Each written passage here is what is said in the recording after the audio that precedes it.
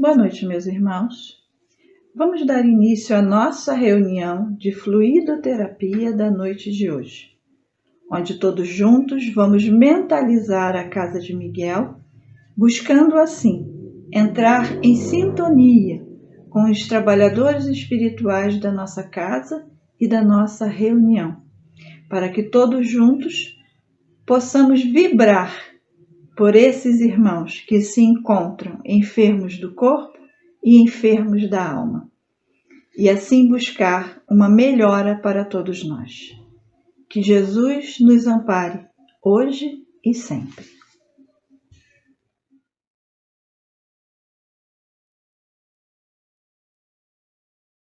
Olá, do livro Sinal Verde, psicografia do nosso saudoso Francisco Cândido Xavier e a mensagem do nosso irmão André Luiz, número 7, Parentes Difíceis. Aceite os parentes difíceis na base da generosidade e da compreensão, na certeza que as leis de Deus não nos enlaçam uns com os outros sem justa causa. O parente problema é sempre um teste com que se nos examina a evolução espiritual. Muitas vezes, a criatura complicada que se nos agrega à família traz consigo as marcas de sofrimento ou deficiências que lhe foram impostas por nós mesmos em passadas reencarnações. Não exija dos familiares diferentes de você um comportamento igual ao seu, porquanto cada um de nós se caracteriza pelas vantagens ou prejuízos que acumulamos na própria alma. Não tente se descartar dos parentes difíceis com internações desnecessárias em casas de repouso, à custa de dinheiro, porque a desvinculação real virá nos processos da natureza, quando você houver alcançado a quitação dos próprios débitos ante a vida maior. Nas provações e conflitos do lar terrestre, quase sempre estamos pagando pelo sistema de prestações certas dívidas contraídas por atacado. Graças a Deus. Um grande abraço fraterno para vocês e até a próxima oportunidade.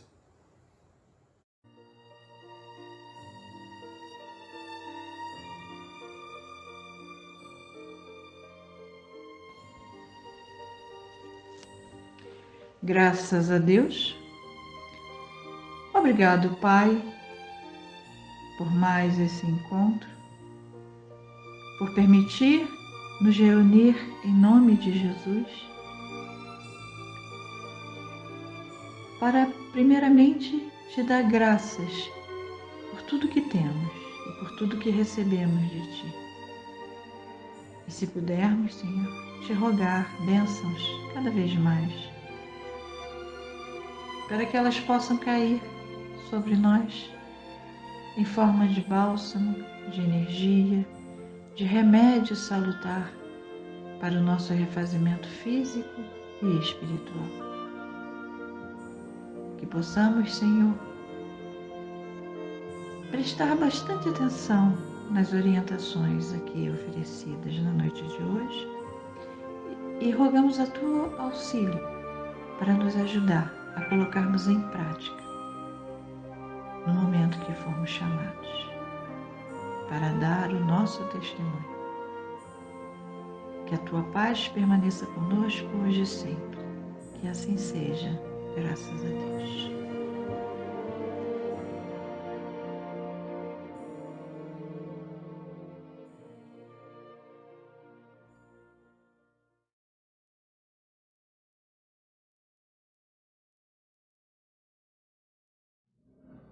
Boa noite a todos os irmãos.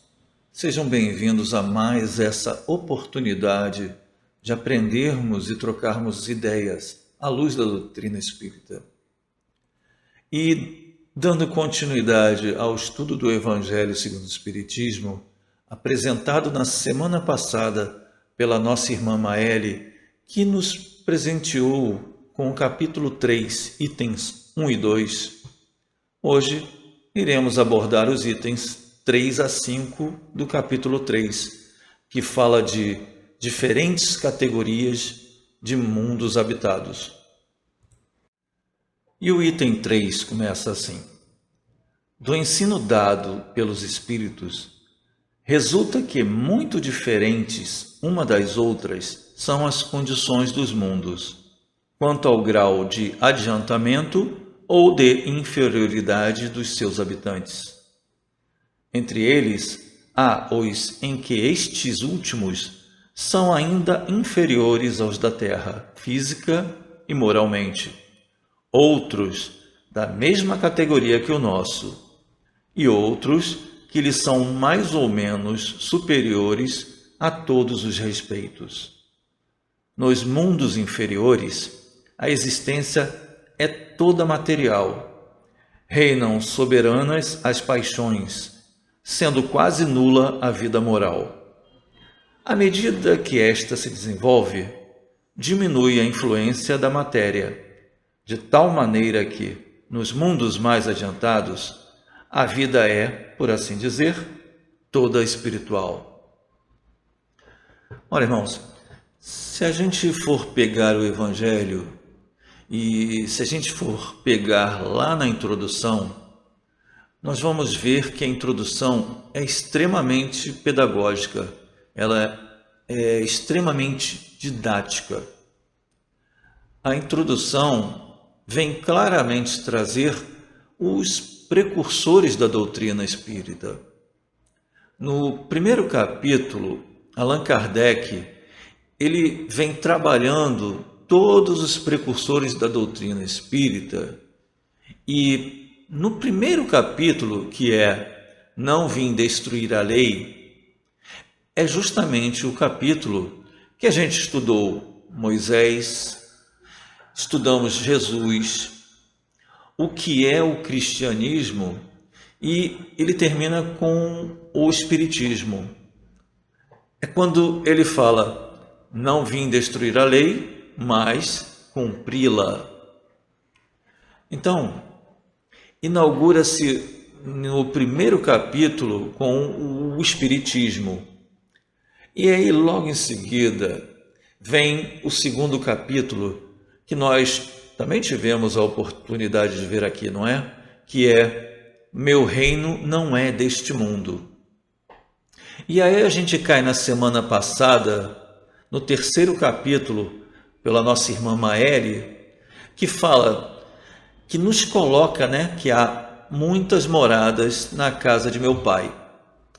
E aí a gente vai falar das pluralidades dos mundos.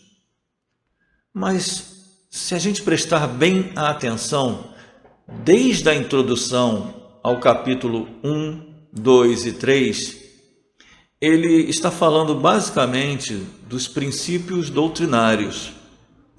Ele está falando da imortalidade da alma.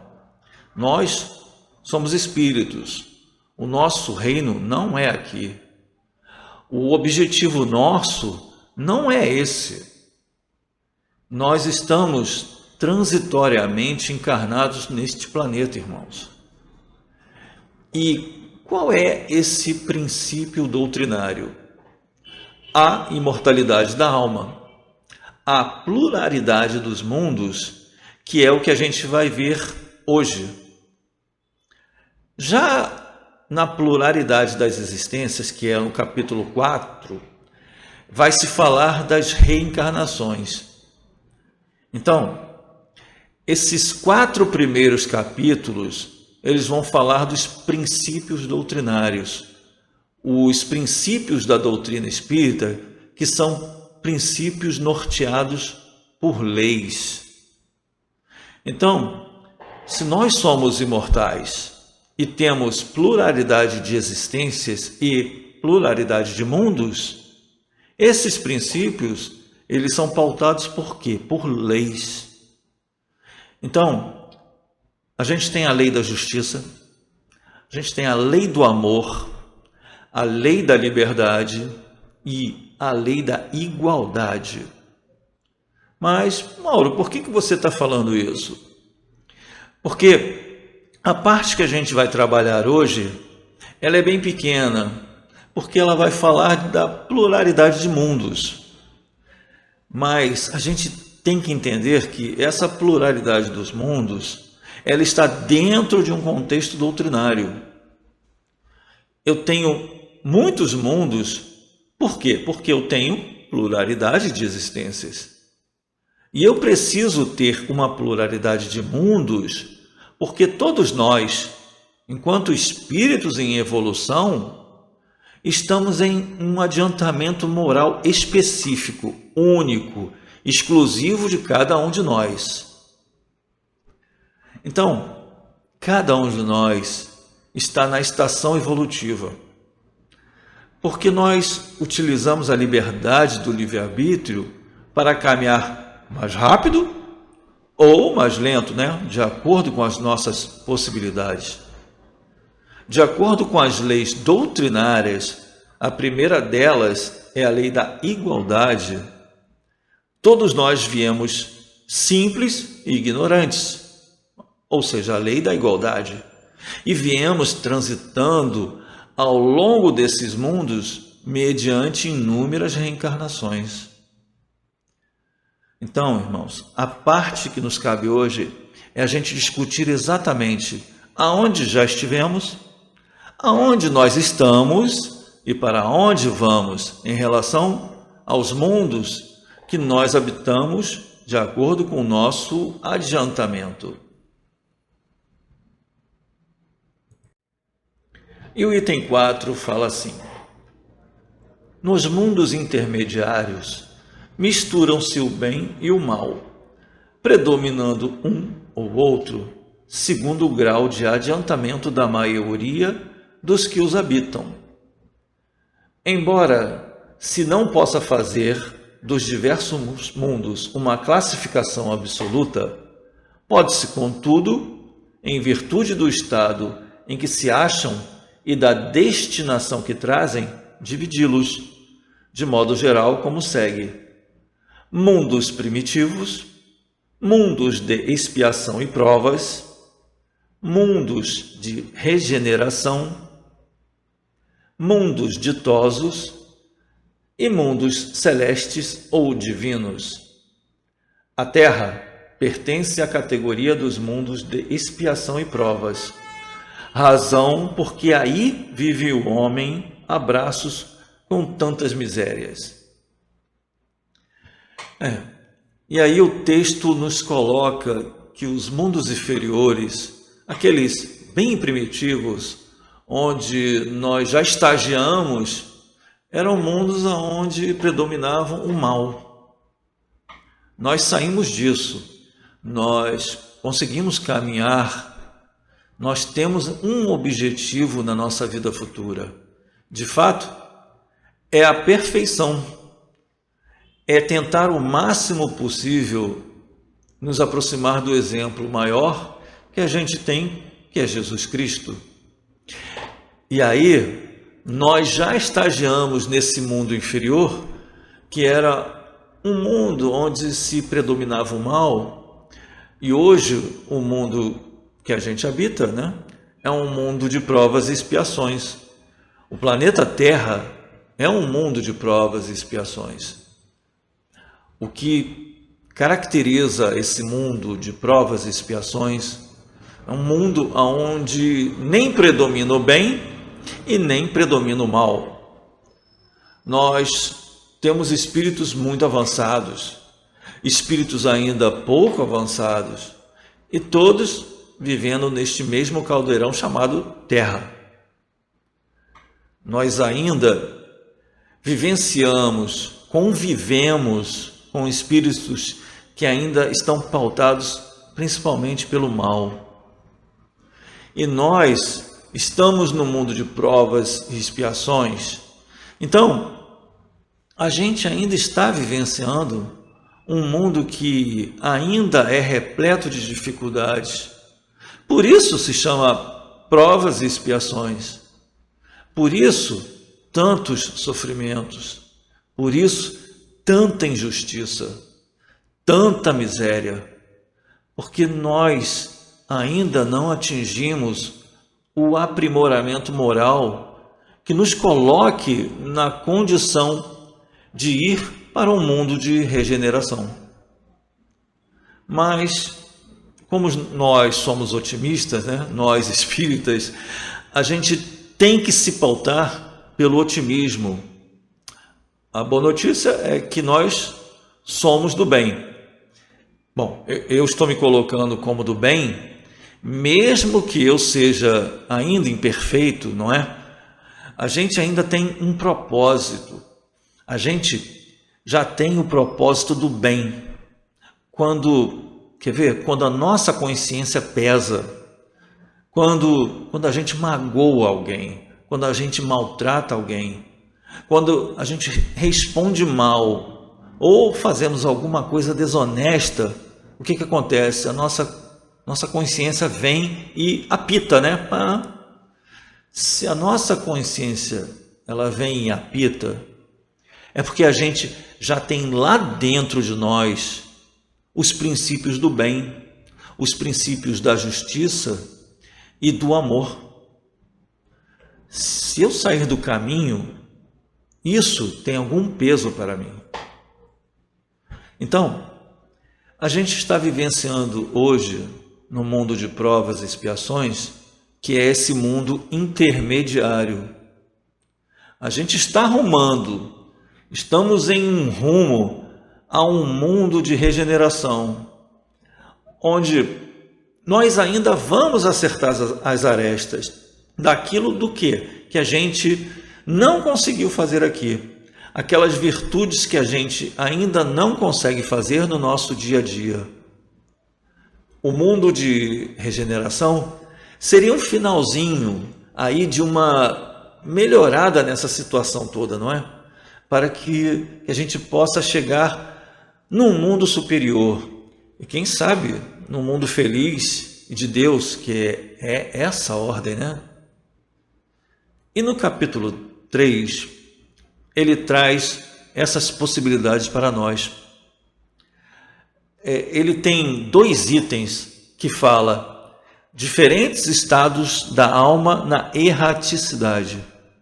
Irmãos, uma coisa importante que a gente tem que ter em mente é quem eu sou aqui hoje e o que eu serei no mundo espiritual caso eu desencarne neste momento. Ora, a gente não vai mudar o nosso nível evolutivo. A gente não vai se santificar porque simplesmente a gente perdeu esse corpo, porque desencarnamos. Então, a nossa condição no mundo espiritual é a mesma nossa que a gente se encontra no mundo material. Então é por isso que eu tenho diferentes estações no mundo de erraticidade. Como eu tenho diferentes níveis evolutivos aqui enquanto encarnado. Mas o que a gente tem que entender é que isso tudo é muito dinâmico, não é? É um processo muito dinâmico. Mesmo que leve milhares e milhares de reencarnações, a gente está caminhando.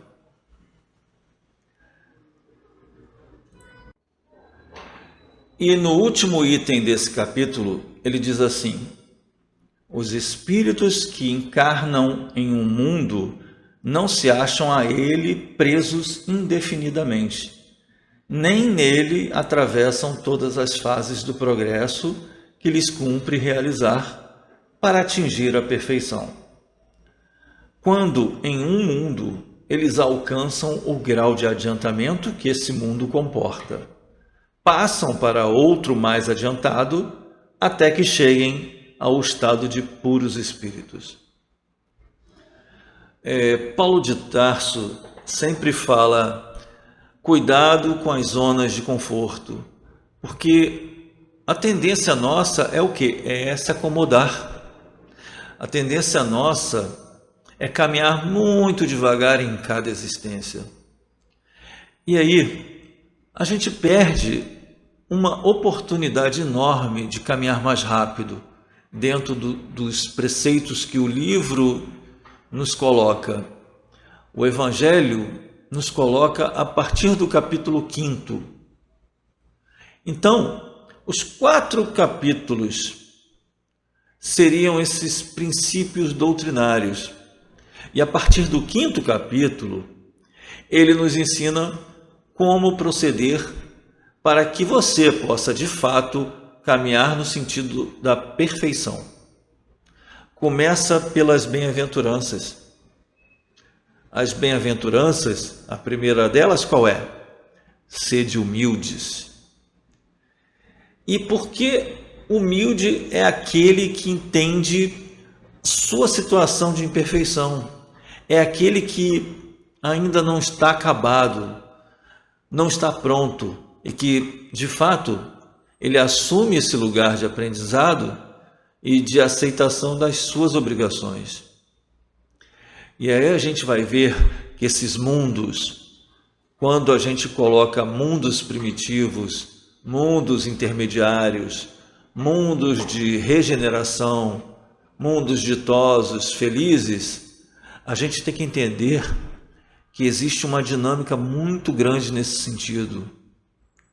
Mesmo que leve milhares de reencarnações, o propósito é que a gente faça essa trajetória. O propósito é que a gente caminhe nesse sentido da perfeição. Jesus ele foi muito claro: sede perfeitos, como perfeito é o vosso Pai Celestial. Então, o convite está pronto, não é? A gente tem que dar conta de se aprimorar gradativamente para que a gente possa fazer essa transição entre os mundos que nos coloca esse 3º capítulo, né? Há muitas moradas na casa de meu Pai. Então, sigamos a doutrina espírita. Sejamos nós essa luz que Jesus espera. Sejamos nós esse sal da terra. E assim, agradecendo mais uma vez por essa oportunidade, elevamos o nosso pensamento ao Mestre Jesus. Muito obrigado a todos. Vamos agora nos encaminhar para a prece final, onde todos juntos buscamos Jesus em nossos pensamentos, para aproveitar melhor essas vibrações de saúde, de equilíbrio e de harmonia para o nosso corpo físico e espiritual. Que Jesus ampare a todos nós, hoje e sempre. Quanta luz nesse ambiente, descendo sobre nós, vibrando em nossa mente. Quanta luz, quando assim em prece, como a alma cresce aos olhos de Jesus. Quanta luz, pois em oração a voz do Mestre fala ao nosso coração. Quanta luz descendo sobre nós. Quanta luz, quanta luz.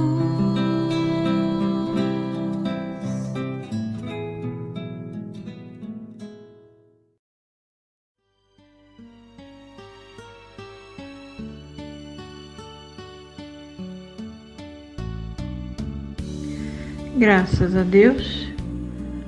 Obrigado, Senhor, por mais esse banquete que o Senhor nos ofereceu na noite de hoje, onde saímos daqui mais fortalecidos, mais esclarecidos, com a nossa esperança bem ativa, Senhor. porque o Senhor nos prometeu dias melhores, dias de paz, dias de glória.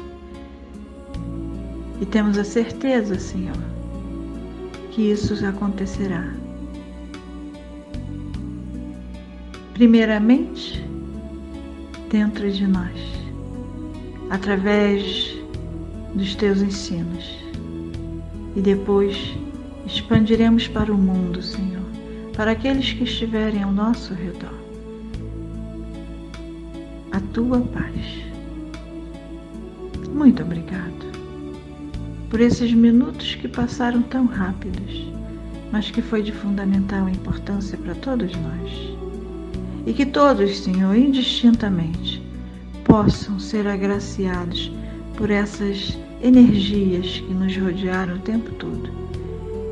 Que os teus mensageiros, Senhor, estendam aos hospitais, aos asilos, aos orfanatos, às casas de recuperação, às penitenciárias, nas ruas, Senhor, enfim, onde tiver um irmão, que ele possa ser auxiliado em suas necessidades reais. Muito obrigado por tudo, Senhor. Obrigado por tudo que temos, por tudo que somos e por tudo que recebemos de Ti, hoje e sempre. Que assim seja, graças a Deus.